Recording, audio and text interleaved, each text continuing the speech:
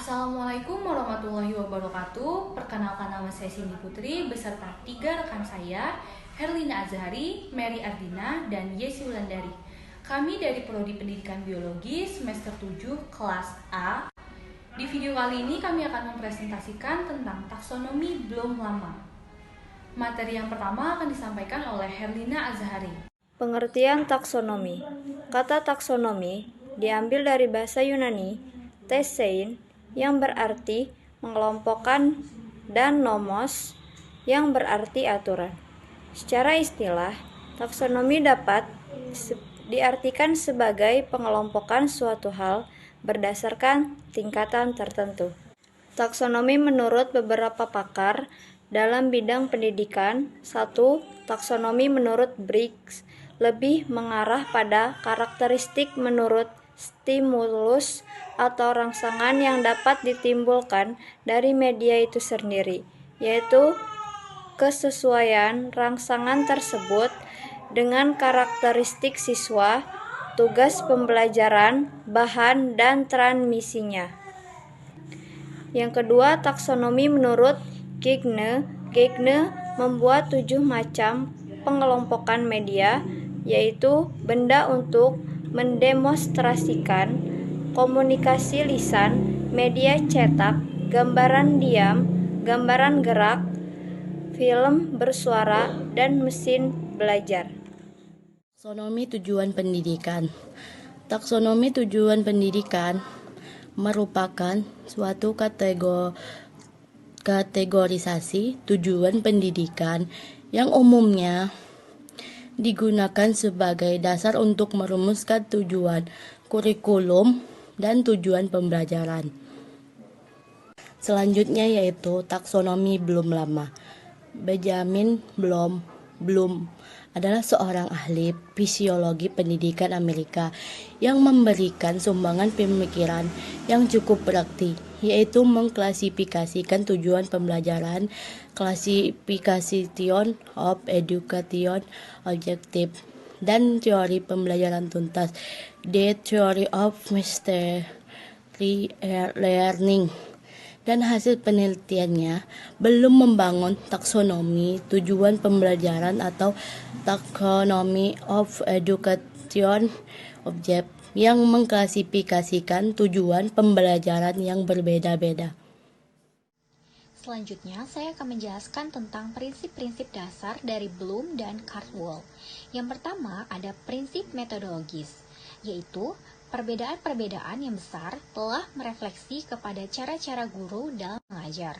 Yang kedua, ada prinsip psikologis, yaitu taksonomi hendaknya konsisten dengan fenomena kejiwaan yang ada sekarang. Yang ketiga, ada prinsip logis, yaitu taksonomi hendaknya dikembangkan secara logis dan konsisten. Dan yang terakhir, prinsip tujuan, yaitu tingkatan-tingkatan tujuan tidak selaras dengan tingkatan-tingkatan nilai. Jadi, tiap-tiap jenis tujuan pendidikan hendaknya menggambarkan corak yang netral. Selanjutnya, saya akan menjelaskan Bloom yang merumuskan tujuan-tujuan pendidikan pada 3 tingkatan. Nah, yang pertama, kategori tingkah laku yang masih verbal. Yang kedua, perluasan kategori menjadi sederhana. Dan yang ketiga, tingkah laku konkret yang terdiri dari tugas-tugas dalam pertanyaan-pertanyaan sebagai ujian dan butir-butir soal. Taksonomi ini dibagi menjadi 3 domain. Apa saja itu? Yang pertama, kognitif domain atau ranah kognitif yang berisi perilaku-perilaku yang menekankan aspek intelektual seperti pengetahuan, pengertian, dan keterampilan berpikir. Lalu yang kedua ada affective domain atau ranah afektif, berisi perilaku-perilaku yang menekankan aspek perasaan dan emosi seperti minat, sikap, apresiasi, dan cara penyesuaian diri. Yang ketiga adalah psychomotor domain atau ranah psikomotor, berisi perilaku-perilaku yang menekankan aspek keterampilan motorik seperti tulisan tangan, mengetik, berenang, dan mengoperasikan mesin. Dari setiap ranah tersebut, domain kognitif adalah domain yang paling sering digunakan. Kita kenali lebih jauh.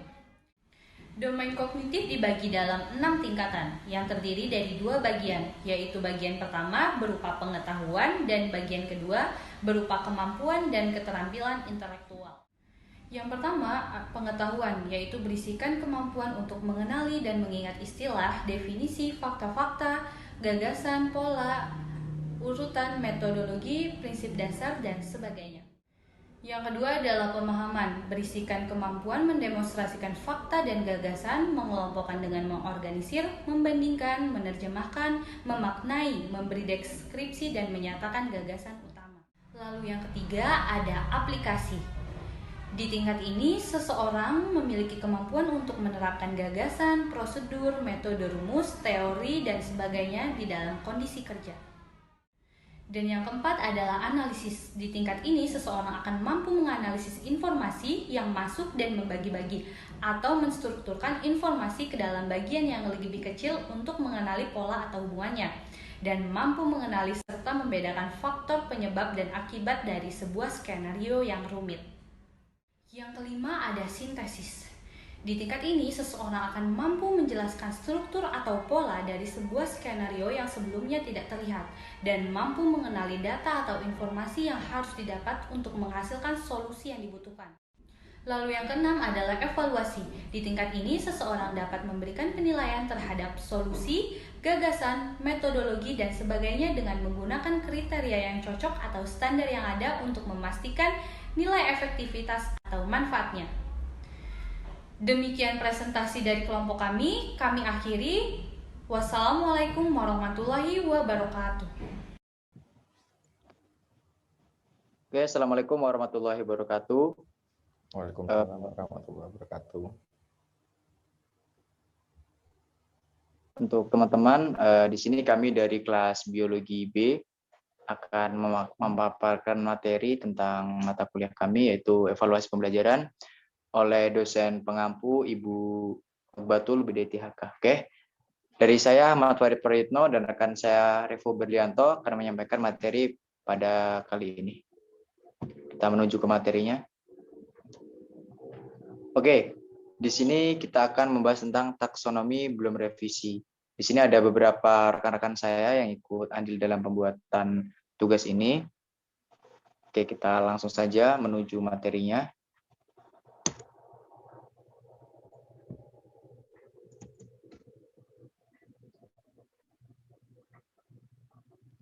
Baik, yang pertama yaitu taksonomi tujuan pendidikan.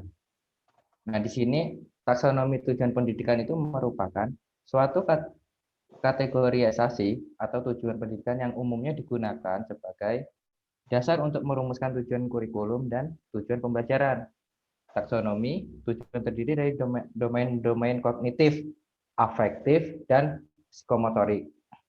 Nah, saat ini para ahli pada umumnya sepakat untuk menggunakan pemikiran dari Bloom 2005 sebagai tujuan pembelajaran yang dikenal dengan sebutan taksonomi Bloom atau bisa disebut Bloom taksonomi.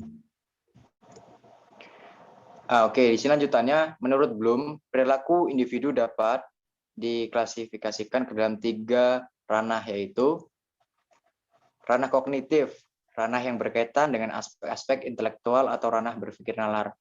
Ranah afektif, yaitu ranah yang berkaitan dengan aspek-aspek emosional. Ranah psikomotor, yaitu ranah yang berkaitan dengan aspek-aspek keterampilan yang melibatkan fungsi sistem saraf, otot, atau neuromuscular system, dan fungsi psikis. Nah, ranah-ranah tersebut ini dikelompokkan menjadi 3. Tujuannya untuk mengembangkan pola tingkat belajar dari siswa yang nantinya akan menuju tujuan keberhasilan dalam dunia pendidikan.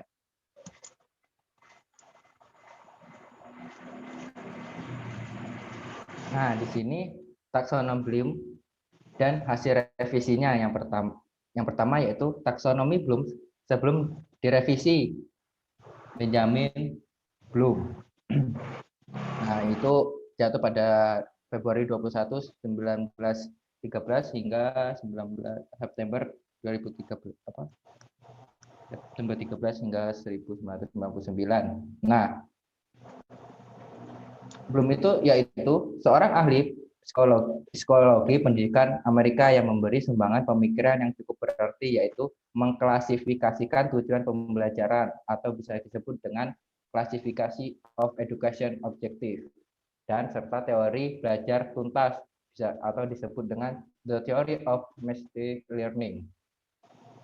Oke, kita lanjut ke slide selanjutnya. Seorang aksi psikologi pendidikan Amerika yang memberikan sumbangan pemikiran yaitu mengklasifikasikan tujuan pembelajaran dan teori belajar tuntas. Oke. Bloom dan Caldwell telah memberikan banyak inspirasi kepada banyak orang yang melahirkan taksonomi lain. Jadi Bloom ini merupakan salah satu tonggak dari beberapa pemikir-pemikir taksonomi pendidikan yang akhirnya mencetuskan ilmu ini atau teori ini sehingga dapat dikembangkan lagi kepada peneliti-peneliti yang akan datang. Kita lanjut. Nah, di sini ada 4 prinsip-prinsip dasar yang digunakan oleh Bloom. Yang pertama yaitu prinsip metodologis, yaitu perbedaan-perbedaan yang besar telah merefleksi kepada cara-cara guru dalam mengajar. Yang kedua yaitu prinsip psikologis, yaitu taksonomi hendaknya konsisten dengan fenomena kejiwaan yang ada sekarang. Yang selanjutnya yaitu prinsip logis, yaitu taksonomi hendaknya dikembangkan secara logis dan konsisten, serta prinsip tujuan. Tingkatan-tingkatan tujuan tidak selaras dengan tingkatan nilai-nilai. Selanjutnya. Nah, di sini ada cara garis besar. Bloom serta kawan-kawan juga merumuskan 3 tujuan. Yang pertama, kategori tingkah laku yang masih verbal. Nah, yang selanjutnya, perluasan kategori menjadi sederhana. Serta yang ketiga, tingkah laku konkret yang terdiri dari tugas-tugas atau teks dalam pertanyaan-pertanyaan sebagai ujian dan butir-butir soal. Oke, kita lanjut ke materi selanjutnya yaitu 3 ranah atau domain besar yang terletak pada tingkatan kedua yang selanjutnya disebut taksonomi, yaitu ranah kognitif, ranah afektif, dan ranah psikomotorik. Nah, ranah-ranah ini yang digunakan Bloom dan kawan-kawan sebagai tolak ukur bagaimana cara menilai, mengevaluasi, bahkan hingga ada ranah yaitu menciptakan kepada siswa yang akan dituju agar pendidikan berjalan dengan lancar dan memenuhi tujuan dari pendidikan tersebut. Oke, dalam ranah kognitif, menurut Bloom, terdapat 6 aspek atau jenjang proses. Berpikir, memulai dari jenjang terendah sampai dengan jenjang yang paling tinggi. Jadi urutan yang pendidikan yang tepat adalah memulai sesuatu dari awal, memulai sesuatu itu dari yang belum bisa hingga ranah yang mencakup tingkatan yang lebih tinggi atau level yang mungkin lebih meningkat lagi. Jenjang pendidikan ini terus dikembangkan hingga sekarang oleh peneliti-peneliti pendidikan.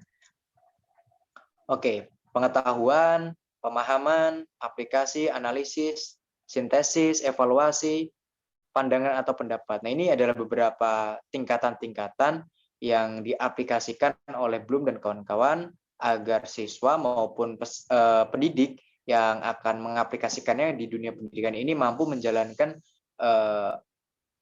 teori ini hingga dapat menuju tujuan dari pendidikan yang akan dicapai. Kita lanjutkan.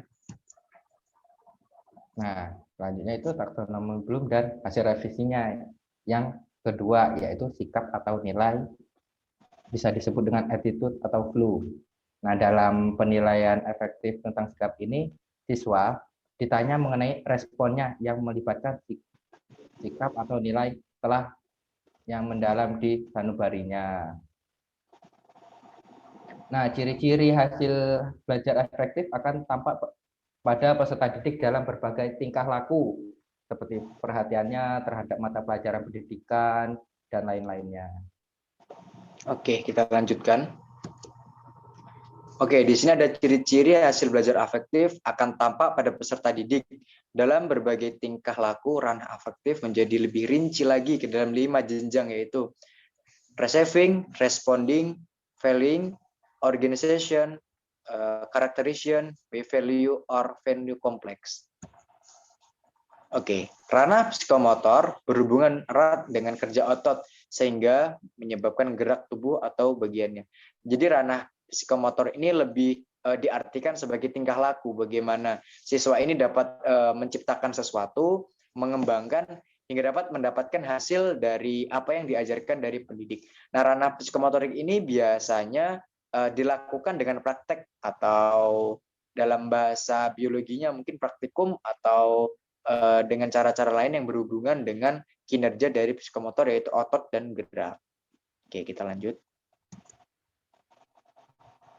Nah, di sini juga dalam rincian dalam domain ini tidak dapat dibuat oleh Bloom, tapi oleh ahli lain berdasarkan domain yang dibuat. Yang pertama, persepsi atau perception. Nah, persepsi atau perception itu adalah penggunaan alat indera untuk menjadi pegangan dalam membantu gerakan. Nah, selanjutnya kesiapan. Kesiapan seperti fisik, mental, dan emosionalnya. Serta respon terpimpin. Nah, tahap awal dalam mempelajari keterampilan yang kompleks. Selanjutnya yaitu mekanisme atau mekanisme, yaitu membiasakan gerakan-gerakan yang telah dipelajari sehingga tampil dengan meyakin atau bisa disebut kita itu cakep lah. Serta respon tampak yang kompleks. Nah, yaitu gerakan motoris yang terampil dalam pola-pola gerakan yang kompleks, serta penyesuaian, yaitu keterampilan yang sudah berkembang sehingga dapat disesuaikan dalam berbagai situasi. Selanjutnya yang terakhir penciptaan, yaitu membuat pola gerakan yang baru yang sesuai dengan situasi dalam permasalahan tertentu. Oke, kita lanjutkan. Nah, di sini ada bagian B, taksonomi Bloom dan hasil revisinya. Taksonomi Bloom sesudah revisi. Jadi dari semua bagian yang disebutkan tadi, para peneliti itu mengembangkan lagi taksonomi Bloom ini. Jadi hasil yang akan didapatkan ini adalah tolak ukur di mana pendidikan bisa sampai dari sekarang ini. Oke. Nah, taksonomi Bloom ini mengalami perbaikan seiring dengan perkembangan zaman serta teknologinya. Selanjutnya, nah salah seorang murid Bloom juga bernama latin ini merevisikan Bloom yang pada tahun selanjutnya, pada tahun 1990, dan serta hasil perbaikannya dipublikasikan di tahun selanjutnya. Cukup lama, pada tahun 2001, dengan nama revisi taksonomi Bloom. Dalam revisi ini ada perubahan kata kunci pada kategori benda menjadi kata kerja. Oke, kita lanjutkan. Lauren Anderson dan Courtholt merevisi taksonomi Bloom tentang aspek kognitif menjadi 2 dimensi. Yang pertama dimensi proses kognitif dan yang kedua dimensi pengetahuan. Nah, di sini dapat diketahui bahwa teori sebelumnya itu masih banyak terus direvisi oleh Lauren Anderson, bahkan ditambahkan lagi menjadi adanya 2 dimensi ini. Perspektif 2 dimensi Anderson dan Courtholt dapat digambarkan menjadi dimensi proses, meliputi kognitif, mengingat, memahami, mengaplikasikan, menganalisis, mengevaluasi, dan mencipta. Nah, bagian-bagian ini disebut oleh para pendidik atau peneliti dengan C1, C2, C3, C4, C5, dan C6. Nah, bagian-bagian dari dimensi proses ini biasanya banyak digunakan sebagai pemahaman pendidik untuk menciptakan atau mewujudkan pendidikan ini lebih maksimal lagi. Karena dari proses atau teori yang sebelumnya ini belum mencakup dari ke-6 ini. Jadi adanya Lauren Anderson ini lebih memperbanyak lagi, lebih memperdalam dari dimensi kognitif ini hingga menjadi bagian 6, yaitu dari C1 hingga C6. Oke, kita lanjutkan. Nah, makanya dalam teori tersebut dapat disimpulkan yang pertama, tingkatan tingkah laku pada taksonomi Bloom yang lama menggunakan kata sifat, sedangkan Anderson mengubahnya dengan menggunakan kata kerja. Selanjutnya dengan tingkat terendah yaitu C1 yang disebut dengan pemahaman diganti dengan mengingat, tingkat C5 sintesis, dan tingkatan C6 evolusi dilebur menjadi mengevaluasi. Yang kedudukannya pada tingkat C5. Nah, sedangkan tingkat ke-6 digantikan menjadi mencipta. Yang B, dimensi pengetahuan. Nah, di sini aspek-aspek dari dimensi pengetahuan pada revisi taksonomi Bloom meliputi yang pertama, mengetahui faktual. Peserta didik harus mengetahui elemen dasar untuk sebuah disiplin atau cara memecahkan masalah di dalamnya. Yang kedua yaitu mengetahui konseptual keterkaitan di antara unsur-unsur dasar struktur yang lebih besar yang memungkinkan mereka untuk berfungsi bersama-sama. Yang ketiga mengetahui prosedural. Yang keempat mengetahui metakognitif. Oke, sebelum lanjut ke slide selanjutnya dan materi selanjutnya, dari perevisian ini yang membedakan antara revisi sebelumnya adalah menganalisis, mengevaluasi, dan menciptakan. Tiga hal ini saling berurutan. Karenanya menganalisis ini diupayakan agar siswa ataupun bahkan pendidik ini dapat mempelajari apa yang sudah ada dan mengembangkannya menjadi evaluasi. Dari evaluasi ini atau mengevaluasi terciptalah suatu tindakan seperti motorik mungkin atau mungkin bisa tentang teori yang nanti hasilnya ini dari C6. Dari berbagai C1 dan sampai C6 ini biasanya banyak juga dari pendidik menggunakannya sebagai soal latihan atau mungkin ujian yang dilaksanakan dari tiap sekolah pendidikan yang ada. Oke, next. Nah, di sini ada ranah kognitif, yaitu ranah mengingat, memahami, menerapkan, menganalisis, mengevaluasi, dan menciptakan. Pada ranah C1 hingga C6 ini dibahas ranah kognitif. Mengingat, mengetahui, misalnya istilah fakta, urutan, aturan, atau metode.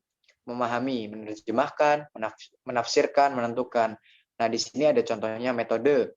Prosedur memahami misalnya konsep kaidah, prinsip kaitan antara fakta, isi pokok, dan lain-lainnya.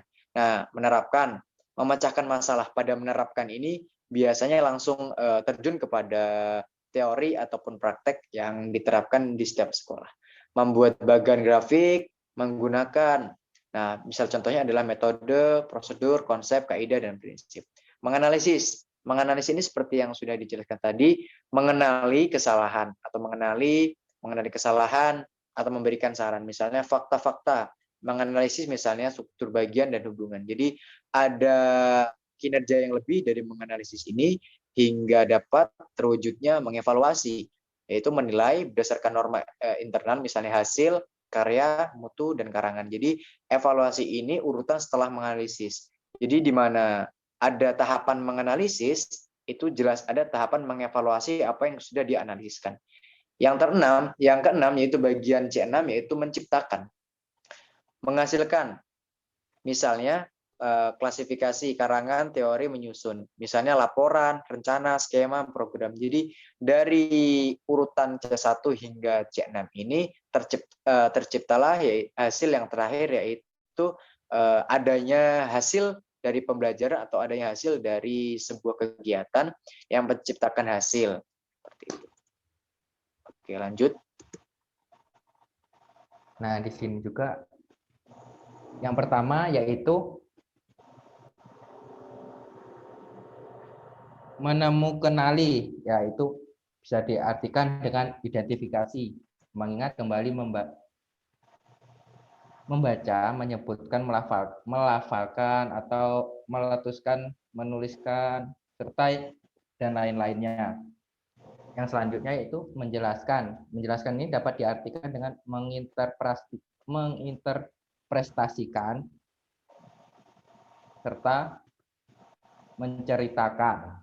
Selanjutnya melaksanakan, yaitu mengimplementasikan, menggunakan, dan mengkonsepsikan. Dan selanjutnya mendiferensiasikan, yaitu mengorganisasikan serta mengitribusikan. Yang selanjutnya yaitu mengecek itu serta mengkritik, membuktikan, dan lain-lain. dan membangun. Membangun itu bisa merencanakan, merancang, dan ya dapat dilihat dari slide tersebut. Selanjutnya. Oke. Dari slide yang sedang tertampil ini adalah bagian dari contoh yang di atas tadi teman-teman. Jadi slide ini merupakan masih bagian contoh dari ranah kognitif yang tadi saya sebutkan di awal. C1 seperti identifikasi, C2 itu menjelaskan, dan bagian ke bawahnya itu masih merupakan contoh dari ranah kognitif yang tadi disebutkan di slide selanjutnya. Oke, kita berlanjut ke materi selanjutnya. Oke, di sini ada ranah afektif, ada menerima, merespon, menghargai, mengorganisasikan, karakterisasi menurut nilai. Nah, di sini juga ada contoh-contoh dari menerima, merespon, menghargai, mengorganisasikan, dan menurut nilai ini. Contoh yang pertama itu bisa dilihat dari kolom A, A1, A2, A3, A4 hingga A5. Nah, di sini ada menanyakan, memilih mengikuti, menjawab, melanjutkan memberi, menyatakan atau menempatkan dan lain-lain. Nah, dari bagian kuning ke bawah ini merupakan contoh dari ranah afektif yang tadi sudah saya sebutkan di atas. Oke, kita lanjutkan ke slide selanjutnya. Nah, di sini ada ranah psikomotorik yang terdapat. Yang pertama yaitu meniru, yang kedua manipulasi, yang ketiga presisi, serta artikulasi, dan terakhir yaitu naturalisasi. Nah, itu P1, P2 itu yaitu psikomotorik 1. Contoh-contohnya meliputi yang meniru yaitu menyalin dan mengikuti yang lain-lain. Yang manipulasi P2 itu membuat serta, dan itu contoh-contohnya sampai dengan P5. Oke, kita lanjutkan lagi. Oke, habis ternyata teman-teman. Jadi konsep dari teori ini adalah di mana semua sistem pendidikan dari awal hingga akhir ini masih terus dikembangkan oleh pendidik. Seperti yang dikatakan penerus Bloom tadi, bahwasanya dari kognitif, afektif hingga psikomotorik ini masih ada peruntutan yang belum selesai lagi, jadi masih terus dikembangkan. Seperti tadi ada C1, C2 hingga C6 itu merupakan hasil dari penerjemahan teori yang udah ada, itu yang sudah ada terus dikembangkan lagi hingga terjadinya adanya C1 hingga C6 ini. C1 hingga C6 ini masih digunakan sebagai fondasi dari dunia pendidikan untuk menciptakan tujuannya hingga mendapatkan hasil. C1 hingga C6 ini juga masih dikembangkan oleh banyak peneliti agar pendidikan di Indonesia maupun di dunia ini terus dapat berkembang. Oke, mungkin teman-teman segitu penyampaian materi dari kami tentang taksonomi Bloom atau taksonomi Bloom sebelum revisi dan sesudah. Kurang lebihnya saya dan rekan-rekan kelompok mengucapkan maaf bila ada kekurangan atau kesalahan dalam penyampaian materi. Kepada Allah saya mohon ampun. Saya akhiri. Wassalamualaikum warahmatullahi wabarakatuh. Waalaikumsalam warahmatullahi wabarakatuh.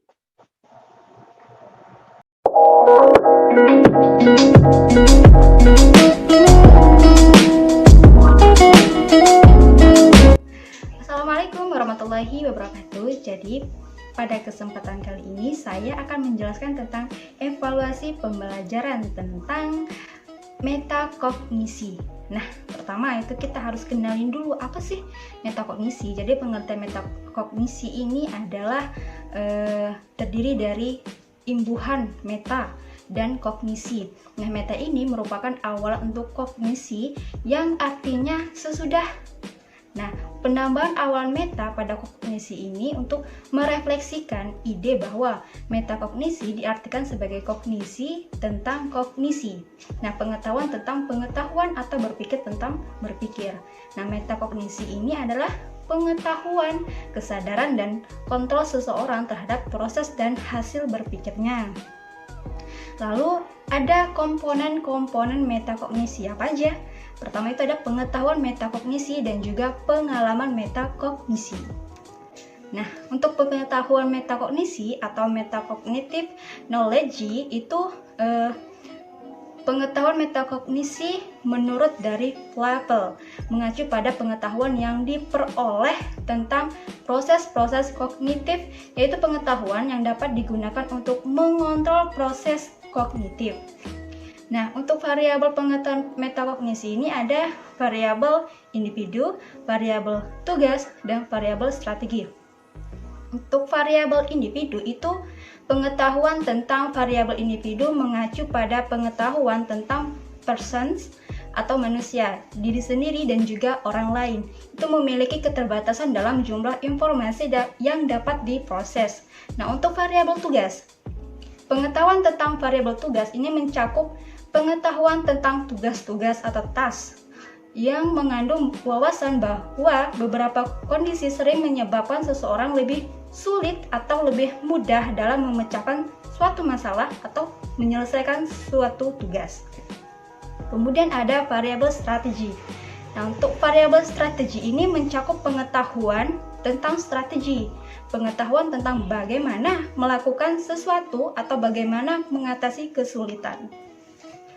Kemudian ada tipe pengetahuan. Nah, tipe pengetahuan ini terdiri dari pengetahuan deklaratif, pengetahuan prosedural, dan pengetahuan kondisional. Nah, ada pengalaman metakognisi atau metacognitive experiments. Flavel mengemukakan pengalaman atau regulasi metakognisi adalah pengaturan kognisi dan pengalaman belajar seseorang yang mencakup serangkaian aktivitas yang dapat membantu dalam mengontrol kegiatan belajarnya. Nah, proses dalam strategi metakognisi ini pertama itu ada proses perencanaan, kedua ada proses pemantauan, dan ketiga itu ada proses evaluasi. Nah, 3 elemen dasar dari metakognisi. Menurut North Central Regional Educational Laboratory, ada 3 elemen